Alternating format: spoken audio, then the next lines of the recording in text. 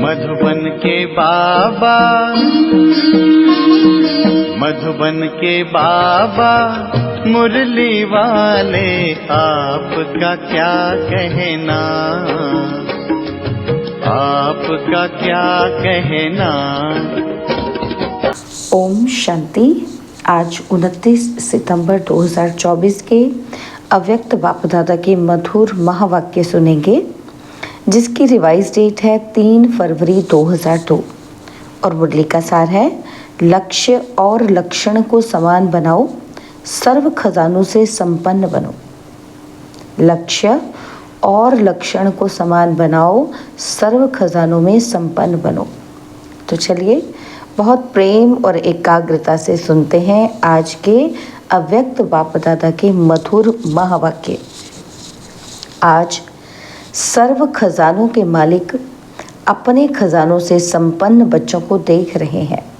हर एक बच्चा सर्व खजानों से संपन्न है।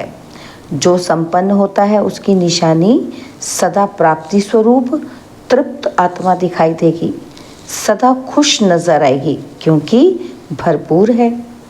तो हर एक अपने से पूछे कि मेरे पास कितने खजाने जमा हैं।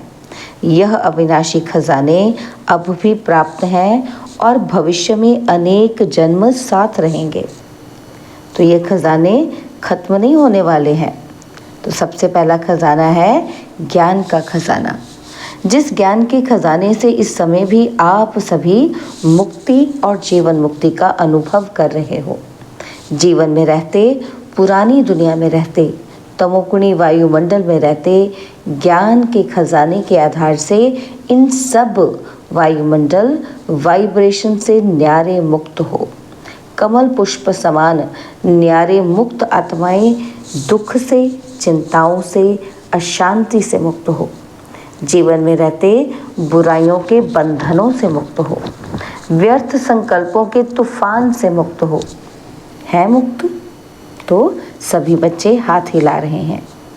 तो बाबा कहते तो मुक्ति और जीवन मुक्ति इस ज्ञान के खजाने के फल हैं, उसकी प्राप्ति है।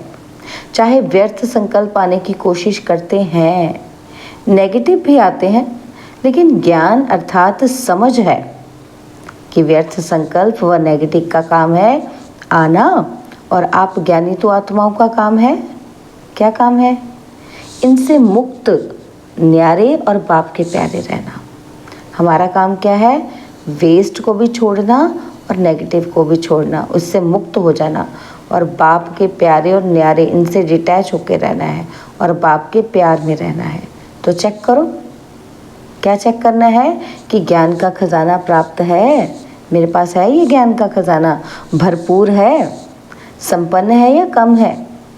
अगर कम है फिर क्या करेंगे? उसको जमा करो, खाली नहीं रहना, क्या करना है? जमा करना है। तो ऐसे ही योग का खजाना है, जिससे सर्व शक्तियों की प्राप्ति होती है। तो अपने को देखो कि योग के खजाने द्वारा सर्व शक्तियाँ जमा हैं। सर्व चाहिए। एक भी शक्ति अगर कम होगी ना तो समय पर वो धोखा दे देगी। और आप सबका टाइटल क्या है? मास्टर सर्वशक्तिवान है। शक्तिवान नहीं, सर्वशक्तिवान। तो सर्व शक्तियों का खजाना योग बल द्वारा जमा है, भरपूर है, प्राप्ति स्वरूप है या कमी है? तो बाबा कहते अगर कमी है तो क्यों?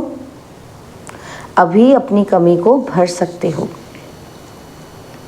क्या कहते बाबा? कि अगर अभी भी कमी है तो भर सकते हो, अभी चांस है। और फिर संपन्न करने का समय समाप्त हो जाएगा तो फिर कमी रह जाएगी।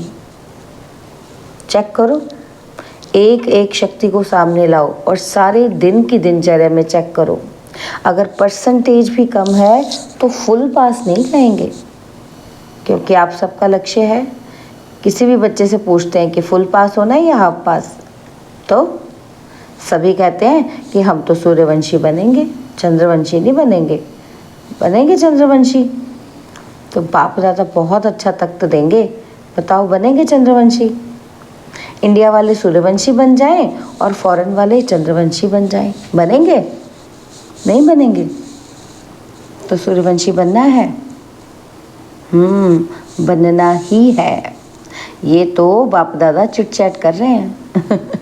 तो जब सूर्यवंशी बनना ही है, दृढ़ निश्चय है, बाप से और स्वयं से प्रतिज्ञा कर ली है, तो अब से किसी भी शक्ति की परसेंटेज कम नहीं हो। अगर कहेंगे कि सरकमस्टांस अनुसार, समस्या अनुसार परसेंटेज कम हो गई है, तो बाबा कहते हैं 14 कला बन जाएंगे। इसलिए आजकल बाप दादा चारों ओर के सभी बच्चों का पोता मेल रजिस्टर चेक कर रहा है।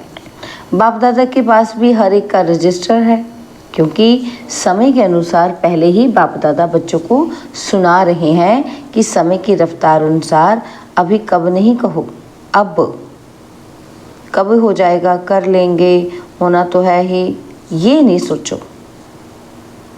होना तो है, नहीं, अभी अभी करना है, अभी करना है। समय की रफ्तार तीव्र हो रही है, इसलिए जो लक्ष्य रखा है बाप समान बनने का, फुल पास होने का, 16 कला संपन्न बनने का, यही लक्ष्य है ना। तो बाप दादा भी चाहते हैं, क्या चाहते हैं कि लक्ष्य और प्रैक्टिकल में लक्षण समान हों। जब लक्ष्य और लक्षण दोनों समान होंगे तब ही बाप समान सहज बन जाएंगे। तो चेक करो, हो जाएगा, बन ही जाएंगे, ये अलबेलापन है। जो करना है, जो बनना है, जो लक्ष्य है, वो अभी से ही करना है, बनना है। कभी शब्द नहीं लगाओ, अभी अभी। तो ज्ञान का खजाना, योग का खजाना और उसके साथ धारणाओं का भी खजाना है, जिससे गुणों का खजाना जमा हो जाता है। जैसे जैसे धारणाएं करते जाते हैं, अपने आप को पूर्ण बनाते जाते हैं, तो बाबा क्या कहते हैं, गुणों का खजाना जमा होता जाता है। तो गुणों में भी जैसे सर्व शक्तियाँ हैं, ऐसे ही सर्व गुण हैं। सिर्फ गुण नहीं, सर्व गुण। तो सर्व गुण है, या सोचते हो कि 1-2 गुण कम हुआ तो क्या हुआ, चलेगा? नहीं चलेगा। तो सर्व गुणों का खजाना जमा है। कौन से गुण की कमी है, उसको चेक करके भरपूर हो जाओ। पहले चेकिंग करो कि मुझ में क्या कमी है, और फिर भरपूर हो जाओ। और चौथी बात है सेवा। सेवा द्वारा सभी को अनुभव है कि जब भी मनसा सेवा या वाणी द्वारा व कर्म द्वारा भी सेवा करते हो तो उसकी प्राप्ति क्या होती है, आत्मिक खुशी, आत्मिक खुशी मिलती है। तो चेक करो कि सेवा द्वारा खुशी की अनुभूति कहाँ तक की है। अगर सेवा की और खुशी नहीं हुई तो वो सेवा यथार्थ सेवा नहीं है। सेवा में कोई ना कोई कमी है, इसलिए खुशी नहीं मिलती। सेवा का अर्थ है आत्मा अपने को खुशनुमा, खिला हुआ रूहानी गुलाब, खुशी के झूले में झूलने वाला अनुभव करेगी। तो चेक करो कि सारा दिन सेवा की, लेकिन सारे दिन की सेवा की तुलना में इतनी खुशी हुई, या सोच विचार में ही चलते रहे, ये नहीं थे। और आपकी खुशी का प्रभाव एक तो सेवा स्थान पर पड़ता है, और दूसरा सेवा के साथियों पर, और तीसरा जिनकी सेवा की उन आत्माओं पर पड़े। तो हम जो भी काम करते हैं, कर्म करते हैं, तो उसका प्रभाव किन किन पर पड़ेगा। बाबा ने कहा, एक तो जहाँ पर आपने सेवा की स्थान पर, और जिनके साथ मिलके की, और तीसरा जिनके लिए की, है ना। तो बाबा कहते वायुमंडल भी खुश हो जाए। आपकी इस सेवा का ऐसा प्रभाव होना चाहिए कि ये तीनों और वायुमंडल, तो ये है सेवा का खजाना। क्या है, खुशी। और बात 4 सब्जेक्ट तो आ ही गए। 4 सब्जेक्टों के साथ बाबा कहते और बात क्या है, और है संबंध संपर्क। वो भी बहुत ज़रूरी है।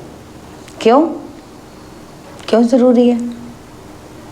बाबा कहते कई बच्चे समझते हैं बाप दादा से तो संबंध है ही, परिवार में हुआ नहीं हुआ क्या बात है, क्या हर्ज है, बीच से तो है ही हमारा संबंध।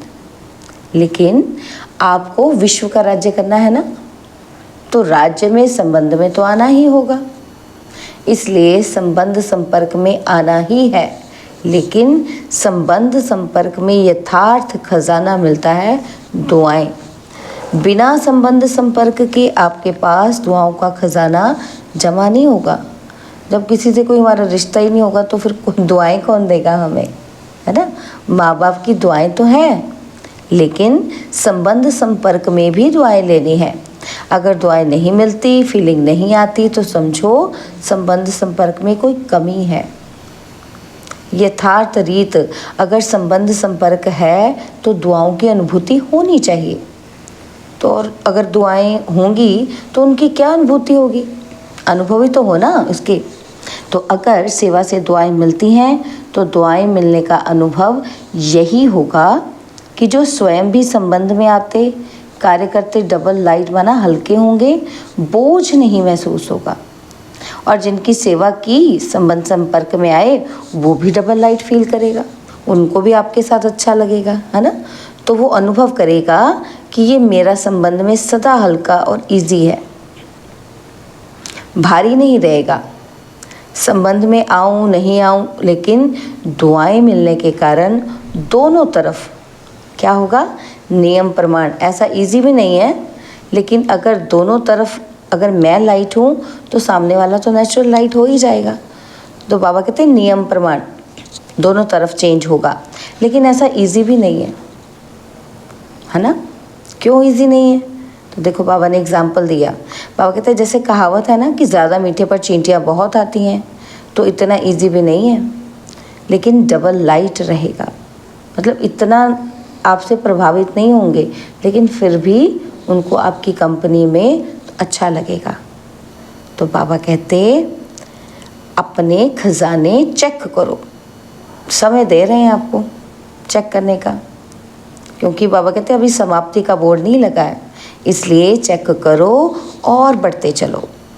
तो बाप दादा का बच्चों से प्यार है ना, तो बाप दादा समझते हैं कि कोई भी बच्चा पीछे नहीं रह जाए, हर एक बच्चा आगे ही आगे जाए। चलते चलते देह अभिमान आ जाता है, स्वमान और देह अभिमान। तो बाबा कहते हैं देह अभिमान का कारण है स्वमान में कमी हो जाती है। तो देह अभिमान को मिटाने का बहुत सहज साधन है। क्या है वो, बाबा कहते हैं देह अभिमान में आने का एक ही अक्षर है, एक ही शब्द है, जानते हो। तो जब देह अभिमान में आएंगे, देह के भान में आएंगे, तो कौन सा शब्द बोलेंगे, मैं, है ना। तो बाबा कहते देखो अच्छा आप कितनी बार मैं कहते हो, सारे दिन में, बारी में, हर बारी में, कितनी बारी में क्या बोलते हो, मैं ऐसा, मुझे ऐसा चाहिए, मैंने ऐसा किया। तो बाबा कहते कभी नोट किया है नोट।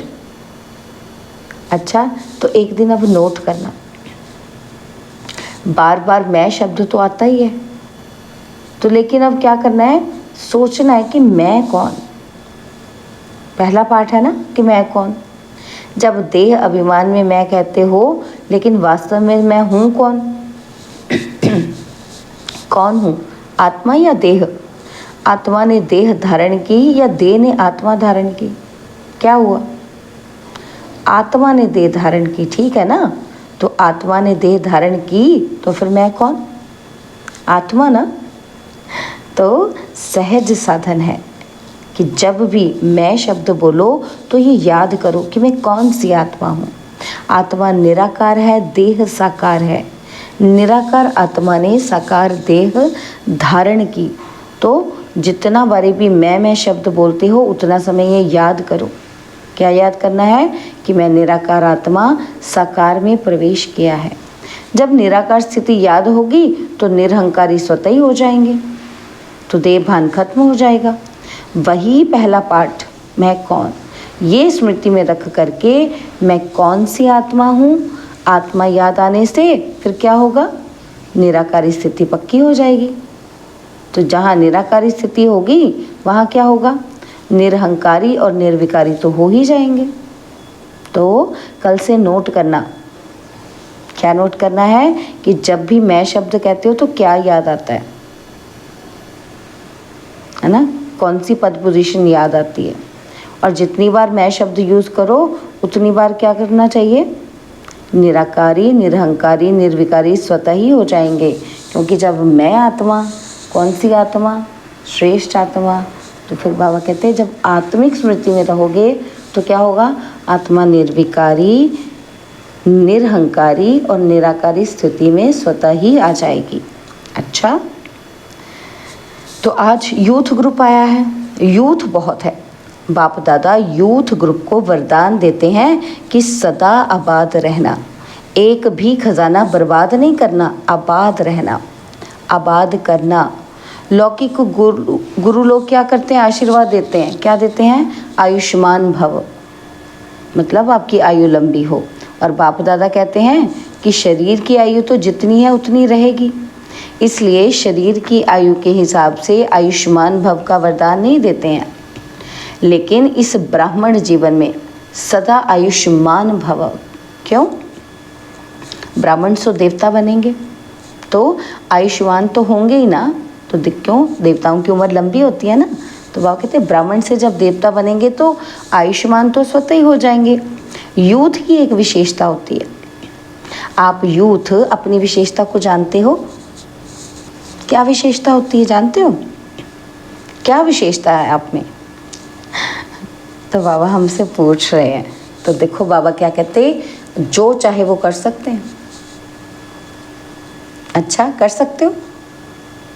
पूछा बाबा ने, कर सकते हो सभी? अच्छी बात है। दुनिया के हिसाब से कहते हैं कि यूथ ज़िद्दी बहुत होते हैं, जो सोचेंगे वो करेंगे और करके भी दिखलाएंगे। तो बाबा कहते हैं वो लोग उल्टा कहते हैं, लेकिन यहाँ ब्राह्मण यूथ जो है वो ज़िद्दी नहीं है, लेकिन अपनी प्रतिज्ञा पर पक्के रहने वाले हैं, हटने वाले नहीं। ऐसे हो ना यूथ। तो बच्चों ने हाथ उठाया तो बाबा कहते हाथ उठाना तो बहुत सहज है। बाप दादा खुश है कि हाथ उठाना ये भी हिम्मत है ना। तो लेकिन रोज़ अमृत वेले बाप से की हुई प्रतिज्ञा, क्या प्रतिज्ञा की बाबा से? कि हम इस ब्राह्मण जीवन की प्राप्ति से, सेवा से कभी भी संकल्प में भी नहीं हटेंगे।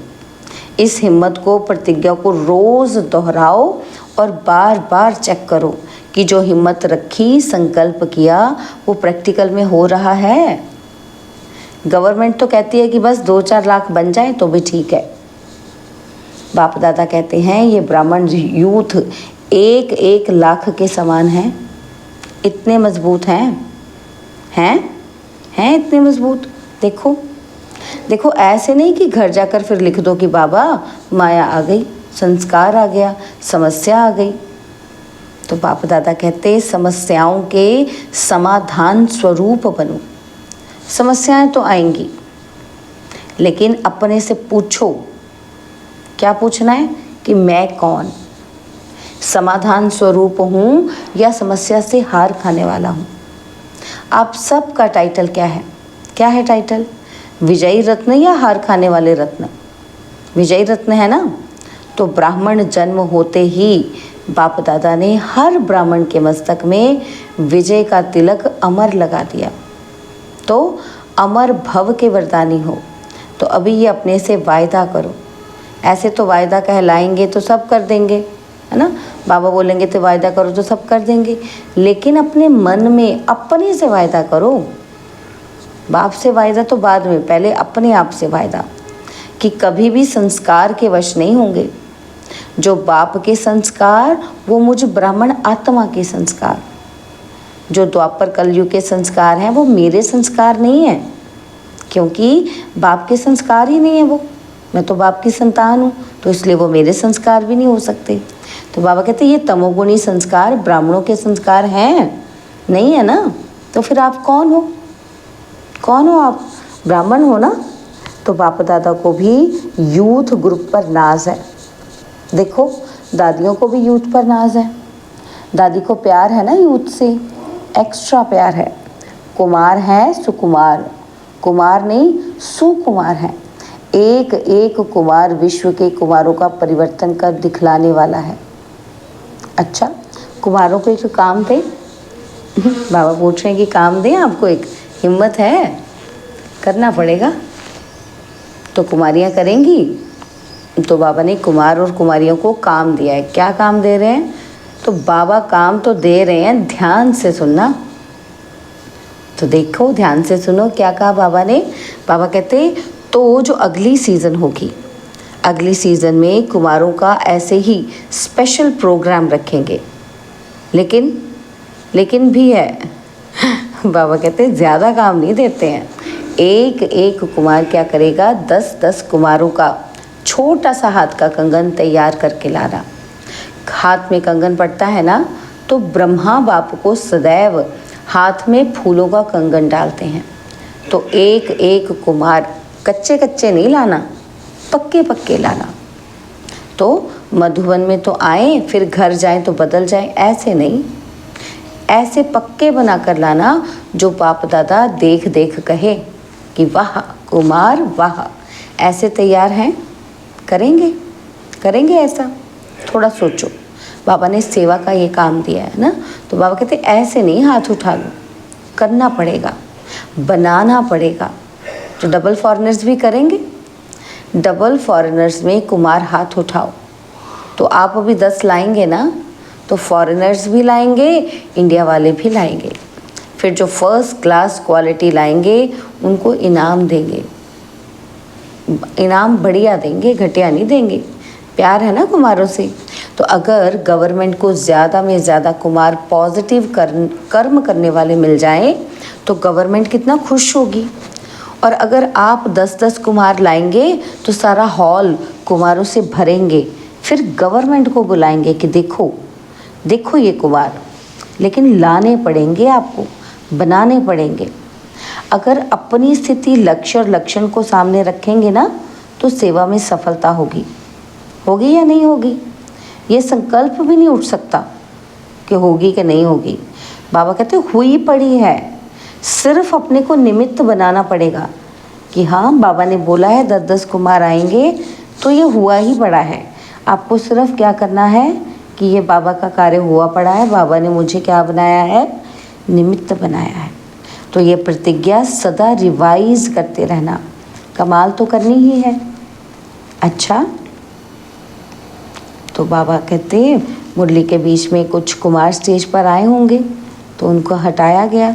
तो बाबा कहते अच्छा देखो अभी खेल खेला ना, खेल में देखा।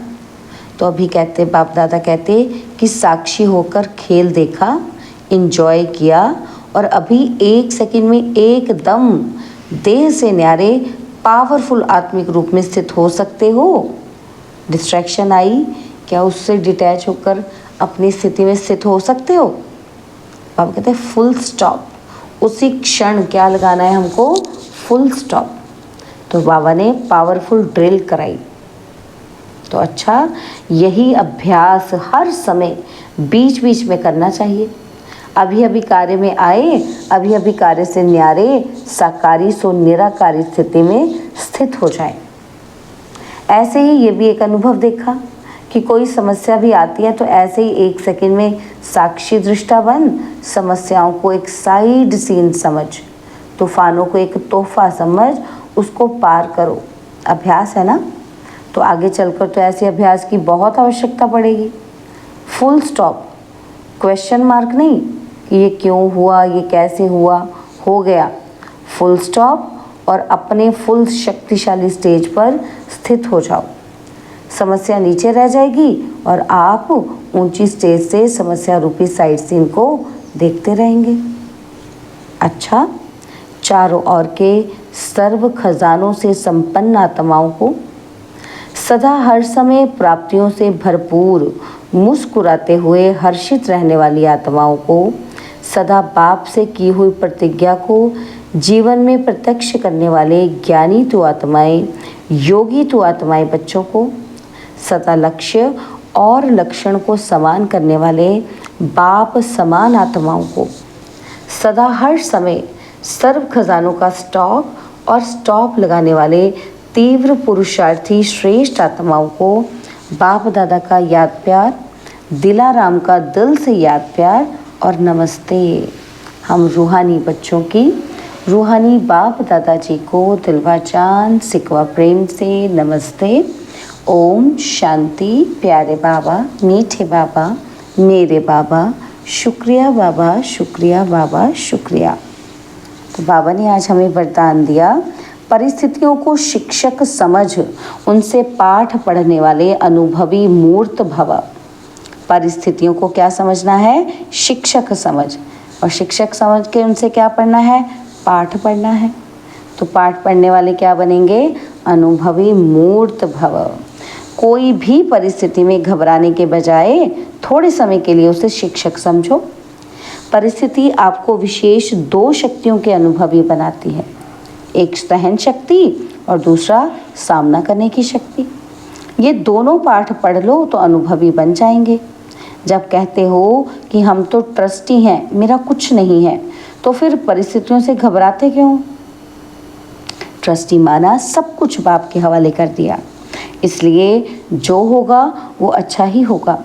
इस स्मृति में सदा निश्चिंत समर्थ स्वरूप में रहो। स्लोगन: जिनका मिजाज मीठा है वह भूल से भी किसी को दुख नहीं दे सकते। जिनका मिजाज मीठा है वो भूल से भी किसी को दुख नहीं दे सकते। ओम शांति।